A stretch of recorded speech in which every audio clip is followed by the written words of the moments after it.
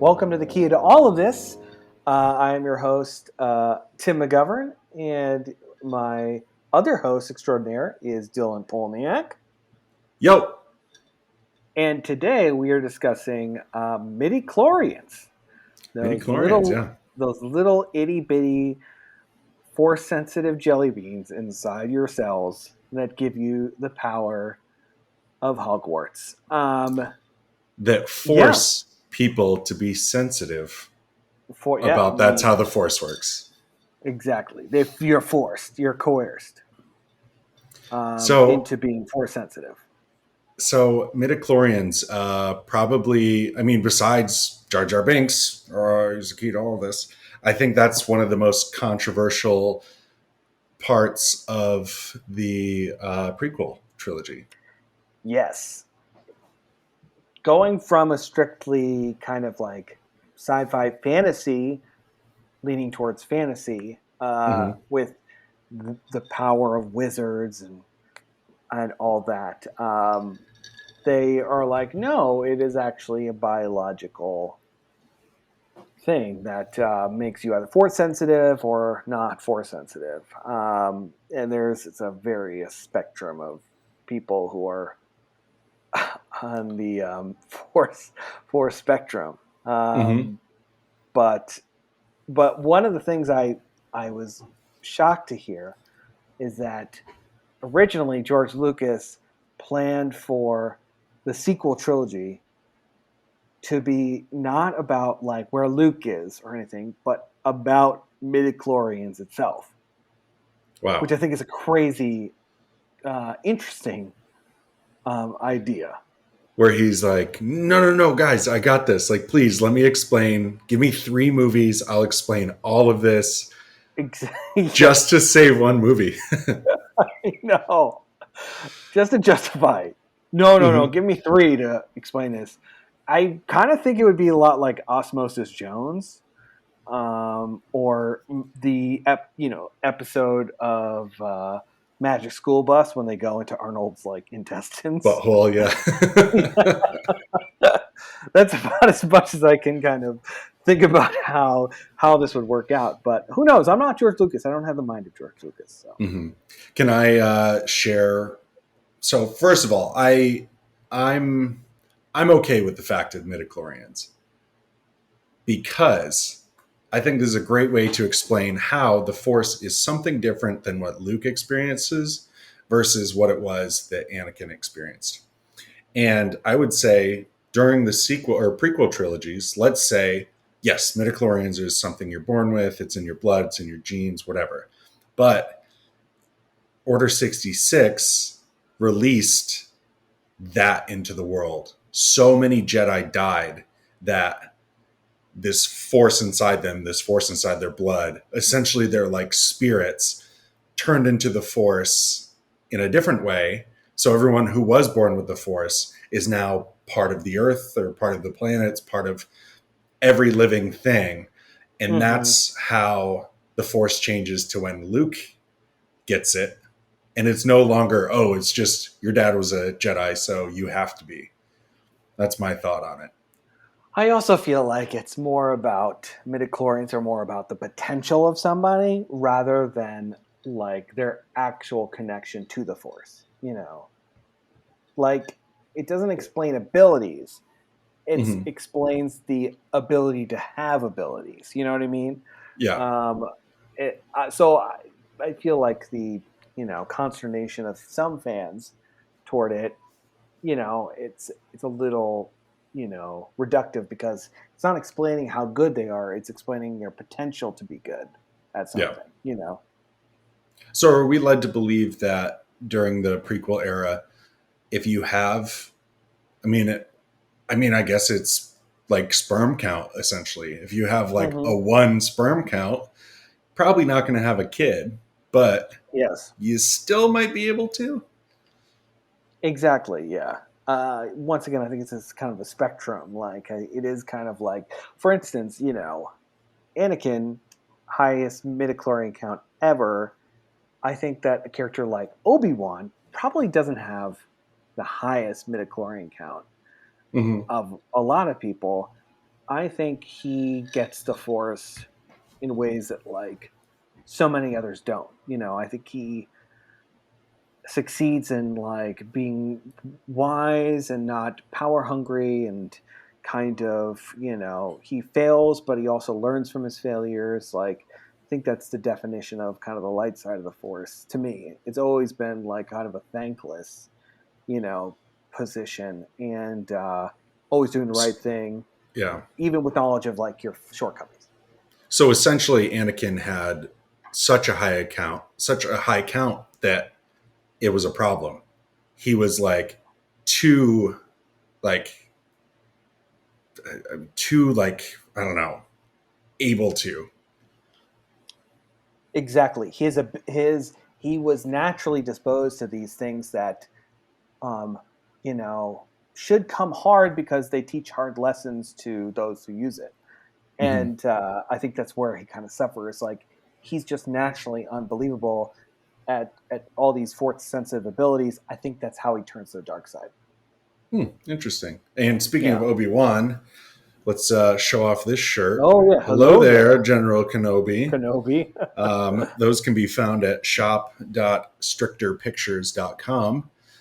They are And great. if We you have turn on the other. black light, if you turn on the black light when you get it, you'll see tons of stains of Midichlorians all over the place. Mm-hmm. It's the highest count we've ever seen.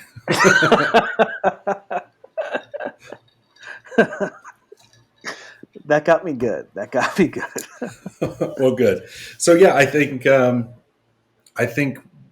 was no reason for the midichlorian count. I think it'd be if Obi-Wan and Qui-Gon Jinn are so in touch with the Force, they should have sensed it rather than having to like draw blood on, was it like a yak back? Like, remember those? It was some sort of mobile device, I think. Yeah. No, I think it was like a female. It was like a razor. It was like a female razor. I think Oh yeah.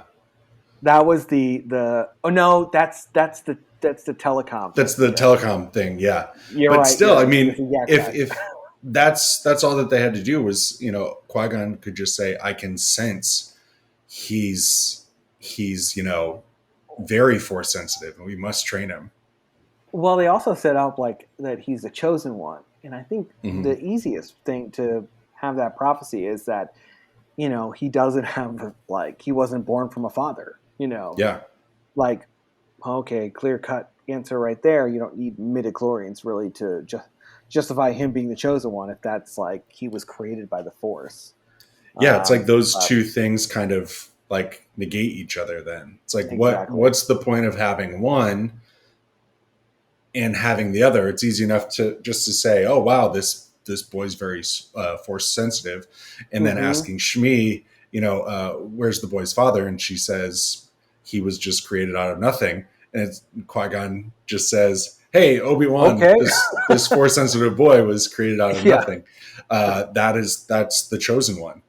Um, but yeah, I they dug themselves in a weird ditch with that, and they got a lot of backlash. But I don't think we have a full episode on this right now. But I don't think it's that big of a deal for it to No, get the hate that it got. no, it's in.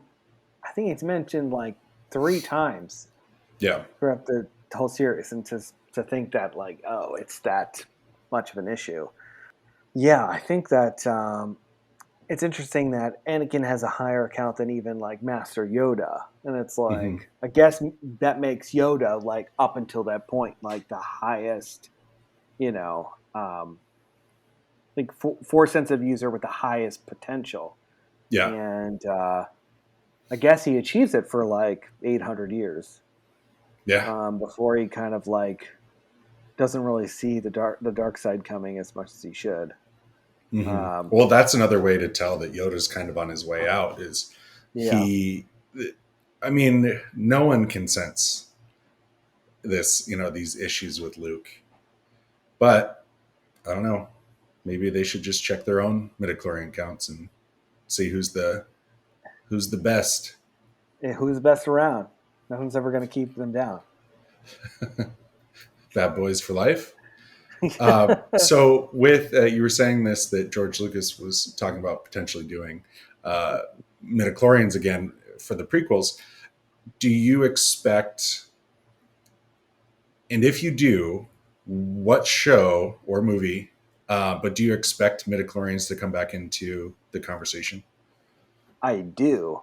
I do expect it to come in with any new series of Bad Batch or with the Mandalorian, because I feel like the um, cloning activities in Bad Batch, I mean, are clearly related to like getting a clone of Palpatine.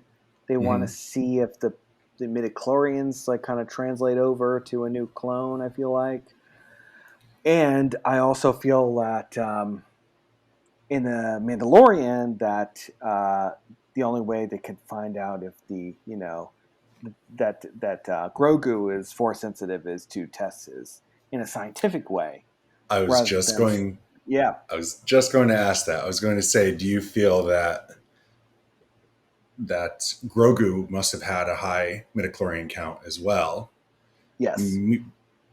and that's the reason that they needed him rather than going after Ahsoka or Luke or Ezra at this point? Hmm. I mean, who else is still alive as a Jedi? I guess Leia.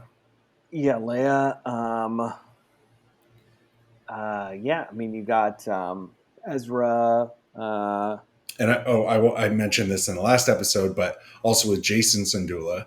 I mean, Mhm. we've got to consider based off of midichlorians being a thing and it kind of being a gene lineage thing, then we're pretty much safe to assume that Jason Sandula is going to be revealed as possible Jedi in something, maybe comic books or maybe the new Ahsoka series, even Rogue Squadron, or something that we think Hera might be in that could Yeah, be I mean, revealed. you got Broom Boy is Oh, another yep. force sensitive from Last Jedi. Hmm. Like, there are options of possibilities. Yeah. So, any other comments on midichlorians? I think we've said Um, everything that needs to be said. I know, I think so too. Um, the only thing that I mean, it's kind of tangential, but since we brought up Grogu, is the idea that with all the Bad Batch stuff setting up cloning, do you think that with the idea that okay, we have here Grogu, who's like Hmm. 60 years old in the Mandalorian, which takes place 10 years after. He was 50 Uh, when Din found him. okay, it was 50. Okay, Yeah. so Mandalorian takes place 10 years after Return of the Jedi, and Return of the Jedi is like I want to say like 23 years. Is it possible that like when like Sifo Dyas was setting up the cloning process before it was taken over by secretly by Sidious, Yeah. is it possible that Grogu is a clone of Yoda that has now only just been found Interesting. years and years later? Because I'm like the whole time I'm thinking like it is such an like a statistical impossibility to find another one of Yoda species, and he's also force sensitive. And with Well, all this Yaddle. push, oh, of course, Yaddle, that beautiful, beautiful lady Yaddle. Hmm. I mean, so it's not that difficult. It's true. I Yeah, yeah. I think this is a great segue to lead into our next episode. Um, Hmm. but I feel that we are going to learn not only where Grogu came from, but what Grogu and Yoda's um, species are. Hmm. And so I don't think Grogu's a clone of Yoda. I think that maybe Yoda's species. I think maybe Yoda's species are all force sensitive, and maybe that's what Huh. such a big deal is. But in Knights of the Old Republic, which is our next episode, they dive into a Yoda type character, and they don't reveal what kind of species they are. but Yeah, I very don't think interesting. they ever do. Nope. But what do you guys think about midichlorians? PG comments below. If you enjoyed this conversation, like it, please subscribe. We do these almost weekly. We've got a lot of other stuff coming up too that we're going to be working on. And yeah, join us next week. Well, not next week, but join us next time when we dive into Knights of the Old Republic. Well, have a nice night of the Old Republic, and may the Force be with you, Dylan. And also with you